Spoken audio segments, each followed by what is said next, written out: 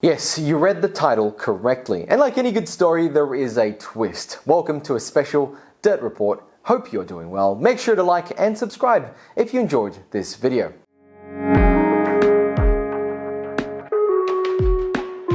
Telstra is slimming their business down, getting rid of fat and reducing their expenses, but at the same time, they're not really keen to reduce income. That will be relevant later on. This story begins in a little department run by Telstra for over 15 years, called Telstra Unified Communications Delivery, or Telstra UCD for short.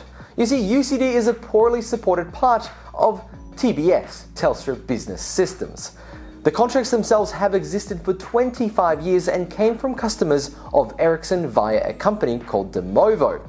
The division dealt with small business and even government entities that required telephone services and PBX systems, which is what the kids back then called a private branch exchange, which is a private telephone network generally used within a large company or organization. These types of setups are, as you may imagine, legacy systems, and so require a lot of TLC. It's expensive to replace and not cheap to maintain either.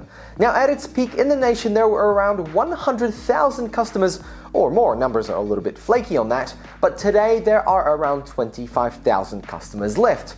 But calling these 25,000 entities as customers of Telstra is a bit of a stretch. But let's keep going. For the privilege to use these systems, these customers pay a service fee, either per quarter or annually, to Telstra. Then Telstra allocates a portion of these fees to their partners and dealers, and in return Telstra provides the spare parts and the partners perform the work. Think of these as fairly symbiotic relationships. Telstra has and gets the clients, then outsources the maintenance and services to their partners. Some of these relationships have been going for decades, and this isn't anything new. It still exists in the day in many ways, shapes and forms with other types of services. This week, Telstra decided to cut their regional partners without the 90-day notice that is required to end such an agreement. When challenged on the lack of 90 days notice, Telstra said they don't have a copy of the contracts, probably because UCD has been so poorly resourced and shuffled around within Telstra over the years. Obviously, you can imagine that these micro businesses have been doing this for a long time and are too small to even take on Telstra in any legal way over this, plus the cost would be too great. Many of these partners will lose a large chunk of their revenue, and yes, it happens in business life, but Telstra should have given them fair warning, at least 90 days. Now, at the same time, these customers have been migrated to the NBN. However, many of these migrations were not as smooth as the customer was led to believe. In many cases, Telstra kept billing them for both services, old and new. And so a concerned citizen who is one of those partners and who will remain anonymous has let me know what Telstra said to them when they queried why the contracts were redacted without fair warning. This is Telstra's response.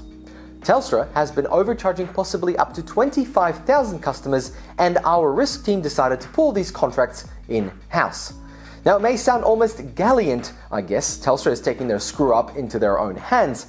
However, it's not the UCD that is to blame. It's the wider TBS that forced UCD to convert customers from old systems to new sales.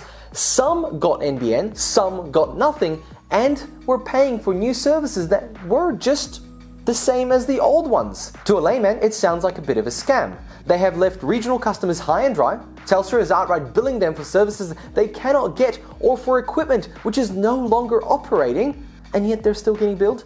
This raises many questions.